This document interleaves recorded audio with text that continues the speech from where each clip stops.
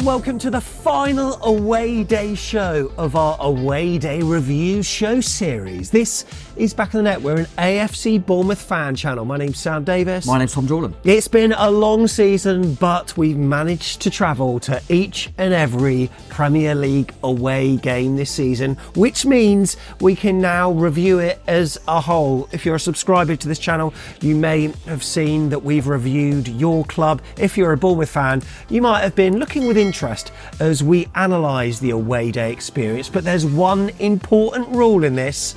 No matter the result, we do not take into account what happens in the football game. And what we do, Tom, is we review a number of factors apart from the football. We do indeed, mate. We talk about the travel, the car parking, all that good stuff, the pre-match away pub that we go to before the game, then the walk from that pub to the ground. Like it. We do a wow factor, which is a fan that's never been to that stadium, and they talk about, that wow feeling when they see the stadium. Then once we get in there, the view from the seat, from the away end, the pint, quality and the price of all that, the noise from the home fans and the atmosphere in general, the value for money, and then we put all of them into a little tier list, which can start right at the top with Thing of Beauty, which is 10 out of 10.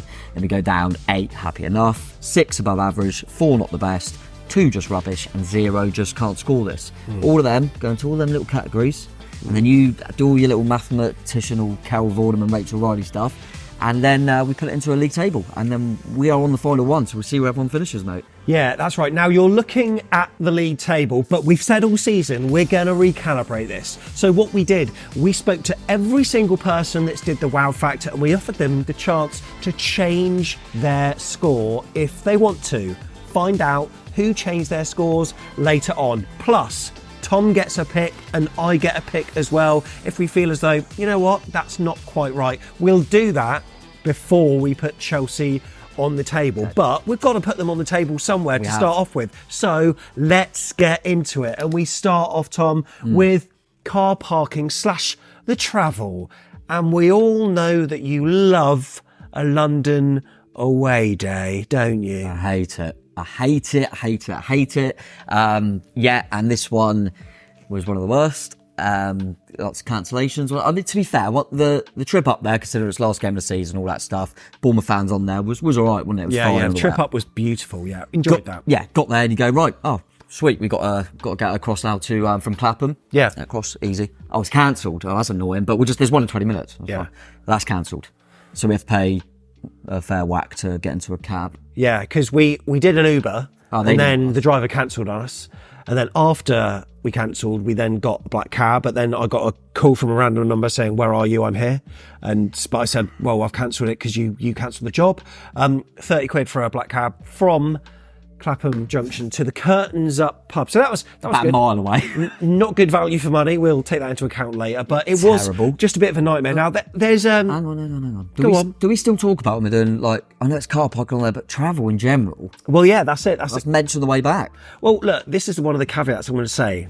This is probably exceptional circumstances because there was a playoff final game, obviously going on at Wembley. There was a lot of games going on in London. All the Premier League teams were playing at once. So London's transport infrastructure was stretched, to say the least. And there's no Championship, League 1, League 2 games, though. Okay, but we experienced that on the way back. How's your bum? Is it still quite numb? Yeah, it is. No seats. Couldn't sit down, so you either stand up or sit on the floor. I laid on the floor for a bit. No water. Vending machines weren't working. So yeah, that was a horrible journey back, and I think it was later, got back later than it should have as well. But usually trains can be okay. I think for this reason, I don't think we can't score this because there are some factors that are outside of Chelsea's control, really. A lot of this might be. I'm in a good mood, so I'll put it in just rubbish. I'm not going any harder than that. Rubbish. I'm not going any harder than that, mate. It was absolutely rank.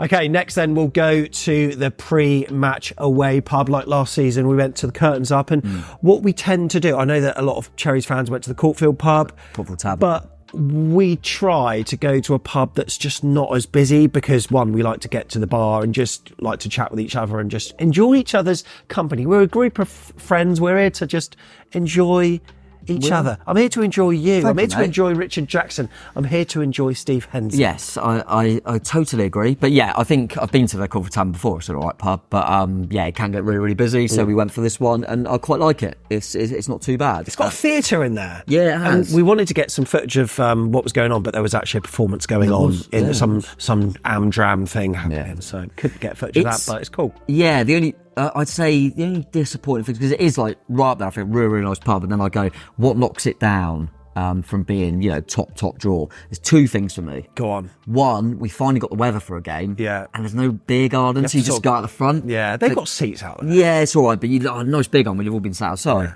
So that knocks it down a little bit, and then I think, okay, so is that happy enough? No tellies. Yeah. So I watched the power final, which would that be would be nice. nice, yeah. So for that reason, there's two little things, so I'm going to put it in above average, mate.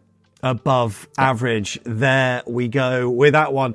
Next then, walk to the ground. So this is from the curtains up to Stamford Bridge. It wasn't overly taxing, was it? It was quite a nice walk, and we're not just talking about the length of walk here, by the way. We're talking about the surroundings, whether it's nice or not. And yeah, I actually didn't mind it really. Chelsea's all right, yeah, not too bad at all. As you say, in terms of the time, it's about 15-20 minute walk, which is quite handy.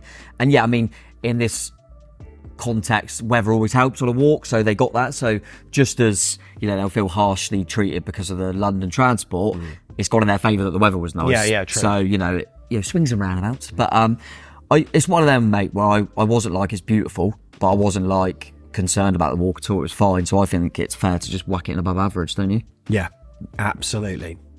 Next, we've got the wow factor, and this is where we get a fan that's never been to the stadium before to get their opinion on what they think it's like. So, who have we got this week? Hi, my name's Jakey and I'm reviewing Chelsea away. So the walk up to the stadium for Chelsea was really nice, and this when you start to soak up the atmosphere. The stewards were a bit clueless to sometimes find them where the away end was, but we got there in the end. The atmosphere was good. Yeah, so the concourse was small, the food was a bit limited, but the view was really nice because I was in the upper end. And yeah, the game was good. We did lose 2-1, but it was a good game in Chelsea. And so my overall wow factor is a 6 out of 10 for Stamford Bridge. Thank you very much. Yeah, absolutely love that. And I think I agree with what they're saying there.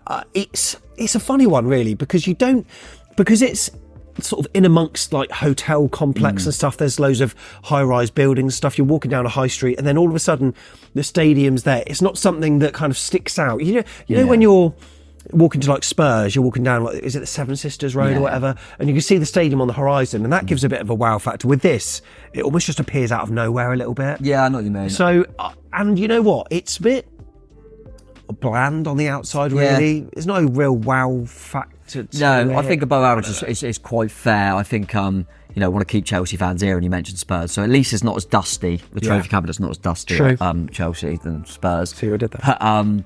But I probably agree with you on that, mate. It's a nice stadium. I do like it, but like you say, it doesn't jump out of you. So I think, if you're going there for the first time, I just feel for them that this is the first time at the Bridge, because we've had some lovely ones. Anyway, forget about that. I think above average is cool. Yeah, above average. There we go. Right, next then, it's the view from your seat. And of course, when you're at Stamford Bridge, you can either go into one of two tiers. You can go in the upper tier or the lower tier in the shed end. And if you're in the lower tier, it means you can hold out your sign and grab your shirt. And I tell you what, end game, the last game of the season, nice to see some of the players, including the departing Lloyd Kelly and others, giving their shirts away to fans, mainly young kids, which is what I want to see. If you are going to give a shirt away, make sure it's a young lad rather than a parent who's made a sign up for them. I'm sure that many of them do. But you know what? You can either go there or you can go in the upper tier, and you're sort of behind the goal, but then around to the side as well. But the good thing about Stamford Bridge is you feel close to the pitch wherever you are. You're almost on top of the action, which I really like. Yeah, I agree. I think obviously we personally were in the upper. I've only ever been in the upper. Are you the same? Yeah. Yeah, and I always choose the upper. And the reason I've been there a lot of times, and the fact that I've only been in the upper means I'm happy with it, so I don't change. Yeah. And it's one of the grounds I like the view. I really do like the view. And you can generate an atmosphere there, it feels Yeah. like, at Chelsea. Compared to other grounds where it's very difficult, maybe a high roof or whatever, you can make a noise, which I'm sure the Chelsea fans would have heard. Yeah, no, I do enjoy it, mate. So, yeah, I think for a view, there's not a lot better. So I think you've got to go at least happy enough. So I'm going to whack it in there because it's not total perfection, but it's definitely one of the better ones. Yeah, absolutely. Right, next is Pie and a Pint. Now, for this, we always like to check on the Daily Mirror Pie and a Pint rating. There was an article at the start of the season that went round and independently verified all the prices, and we confirmed them ourselves by buying a pint, tasting what they got, and also buying a pie as well. Now, one thing I can tell you, Tom, is that Chelsea have the most expensive pie in the Premier League. Have a guess what's second? I haven't got a clue, mate. Fulham. Oh, really? Of course. Imagine That part of London, it's spenny, but £6.25, up 17% though. Last season it was £5.30. So you're paying a lot for the pie. The pie was actually all right, to be fair. Yeah. Wasn't too bad for the price of a beer. £5.70 last season. 14% increase though. Now it's at the price of £6.50. What brand of beer was it? Singer, is that how you say it? Singer. Yeah, which is okay. Not my personal preference, but yeah, it wasn't ideal paying that sort of money for it. And I'm just remembering now that I got the round in, so lovely. But yeah, it was... Yeah, I mean, you expect it. There is an expectance to it, but it's a bloody lot of money in it for... Go on. And can I say something about the pie? Yeah, go on. Too hot. And that sounds a weird thing to say, but you want to be able to consume your pie at half time, not 30 minutes into the second half. Yeah. A bit too hot. Just turn the temperature gauge down a little bit, and then I won't burn the roof of my mouth. Yeah, no, it's fair, mate. No, it's fair. It was a hot day already. It was, actually. And to be fair to him, with the travel back, I would have probably paid over £6 for a bloody war on the way home. But, alas, I'm not too happy with the price of a pint. Hang on, but you were happy enough to drink when the game had kicked off, though, and miss 2 of the goals. Who would do that? I did it as well. Yeah, but I've never done People that. hate that, by the way. I've never done that before. I'd never do that. People in the comments, you must spend more time not watching the game than... Well, actually, I'd say we probably watch more of the game than we do. Goals were straight after. And also, look, the part of that is down to how quick they serve you. Because if you get served at a reasonable time, Tom was down there, didn't get served for a while. Therefore, to finish his pint, it is going to take a while. I don't care. I'm not there just for the football. I'm there for everything around it. If I just went for 9 minutes of football... These people watch from their armchairs, so they expect... us to be filming every bit of the action. Just go to a game yourself. But anyway, it was crap. So I think not the best. There you go. Too expensive, mate. Right, next we're going to go on to the noise at Stamford Bridge. It's a bit of a cauldron at times. Was it this time? I didn't think it was too bad. You said that, and I thought, what's he on about? It was absolutely terrible. Really? Name a song. Come on, if the two become one from the Spice Girls. Oh, you dickhead. Name a Chelsea song that they sang on the day, because you said the atmosphere wasn't that bad. I've got one. Chelsea, Chelsea, Chelsea. They've done that. Yeah. And the only time, I would put it right at the bottom, because I thought it was silent. But then a Suggs song at the end. They gave a bit for Thiago, because it was the last game, wasn't it? Thiago Silva. So they gave him a bit of love, and you heard that. I heard them giving Thiago Silva some love, and I heard them going, Joe. There was one individual that were trying to give it large in the grey t-shirt there. He was great. And then his missus pulled him. Stop it! Behave. That was... You're going to get chucked out. Worst thing that could have happened, because then it was she don't love you anymore. A bit of banter. But yeah, and to be fair, we always say with this one, there's always context, blah, blah, blah. Chelsea were good on the day. They've picked up a bit of form. And also comparing, I think sometimes I think probably why I was disappointed or underwhelmed is we've played them before and they've been a lot worse, and I think they've been a bit better. Yeah. So yeah, I mean, I'm not going to go just can't score this because there has been worse, but I do think it was poor, mate. So just rubbish.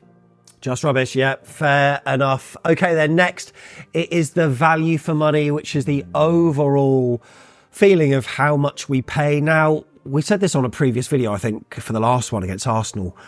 You got the kind of London caveat, really. Yeah, when you're in London, you're going to be paying more anyway. But overall, I suppose, I mean, what downgrades it, firstly, for me, is the fact that we had to pay out some money that we didn't really want to for the price of a cab. Yeah. But...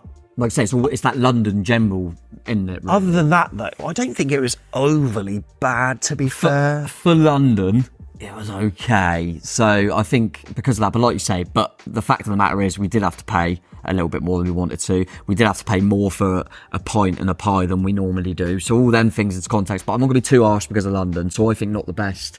It's probably as fair as we can be on that one. Yeah. Yeah.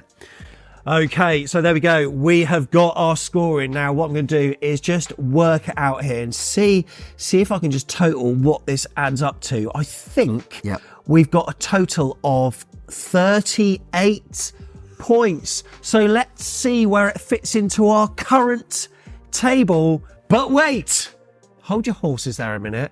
We said that we would speak to every single wow factor person and say, look, you've got one chance and one chance only to change your score. So we had 19 away days. We had 19 wow factors.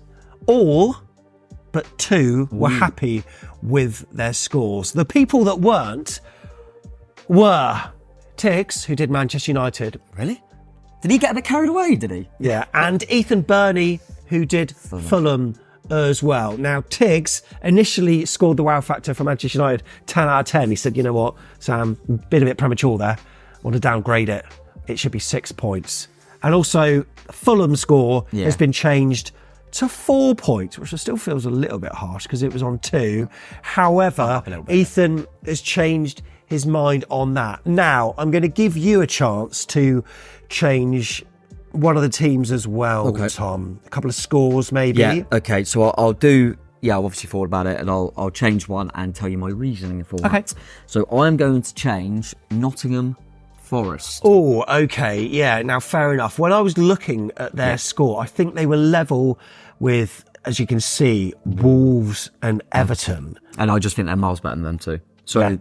To, Forest fans, Dave, you'll be happy.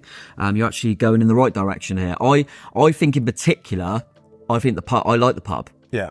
So I'm going to move that up to an 8. And the walk to the ground is absolutely fine. So I think I don't know what it was about that day, but yeah, like I say, reflecting on it, I want to move that one up to a 6, which gives it another 4 points in total, which will put it obviously on 48, which there are plenty on 48. Yeah. So now I'm going to have to decide where in the 48s it goes. It's better than Brighton. Yes. It's better than Man United. Yes. I'm just going to put it above them two. Yeah. Okay. So that's why I'm slotting my one. What are you doing? I think you've got one that you've kind of aligned to one of the wow factor ones as well, haven't you? You're Arna slotting it into that position. What am I doing? I think Fulham, right? So you're going with Ethan's kind of, I do wonder if that with Ethan and yourself, we got battered. We did, but we try not to think of it. We try not to, but I agree with the Fulham. One of the things that I think it was because of the traffic out, but we downgraded the score for parking to 4 out of 10. Now, I'm thinking about this, we had a pretty good spot, really. Yeah. It was close to the Jolly Gardeners pub. In order to get out, it was pretty good as well. Why we gave the score, I don't particularly know, but 4, I think, was especially harsh for that. Yeah. I want to actually upgrade it to 8 points for the car parking, which means overall, Fulham score 42 points, so they go up the table. They are not relegation fodder, which means we've got our complete table, which is on screen now. So there it is. And you notice that Chelsea and Palace had similar scores, but we've put Chelsea above Palace because, you have to. Palace was pretty bad, wasn't it? Yeah. How have they got the same score? No, I think that's fine. Actually. Is it? I agree with you. Chelsea's better than Palace, hence why it's above it. But Palace not always the best. But I think if you think about it in general, Palace is a bit dodgy, but the atmosphere's miles better. The atmosphere. So I think that's fair, mate. And Chelsea has still finished above it in total. So Palace, Sheffield United, and West Ham would be relegated. I think that's fair. Obviously, Sheffield United weren't in the league last season. Palace and West Ham always struggle. Yeah. Brighton's done a lot better than that as before, and obviously if you look back on that, you can see why. But I'm quite happy with that league table. Newcastle, Luton, Villa, Brentford are probably my favourite 4. You know what? I'm glad this series is sort of finished now, because are we going to bring it back next season? Well, is there any point? No, I think we're talking about, we've obviously done this a few times now, and the teams that coming up and stuff like that. Leicester was only last season, for example. The only team's Ipswich, isn't it? Yeah, exactly. But it kind of feels a little bit like we'll be repeating ourselves. So we'll have a little think, because we still want to. Maybe we could rate the quality of the away fans when they come to Dean Court. Not a bad shout. But let us know if you're, because it's always nice to talk about not just Bournemouth sometimes and go into the other clubs. So let us know if you've got any ideas on that. because we don't want to repeat ourselves too much. I mean, there's only so much you can do. We did change the layout and the categories this year to try and make it a bit different, but because we're just always Premier League, it's just the same teams all the time, isn't it? And congratulations to Newcastle for being the best away day. I wasn't at Luton who finished second. Tom wasn't at Newcastle who finished first. Maybe What's we just going on? prefer it when you or something. Maybe that's what it is. I think we'll bring this show back when we're in Europe. Maybe. And look, there was a person in the comments recently that said, you need to get over Newcastle, Eddie Howe. Well, just... What? Never. Never. Love that man. Just don't watch. Thank you so much for your support, whether you're a Bournemouth fan or you're a fan of a Premier League club. It's been a pleasure this season. Now you know what the best away day is. Go to Newcastle, screw West Ham. That's all we're saying. Absolutely. Up the chest. Up the cherry. Yeah, on. Do you think I hate London?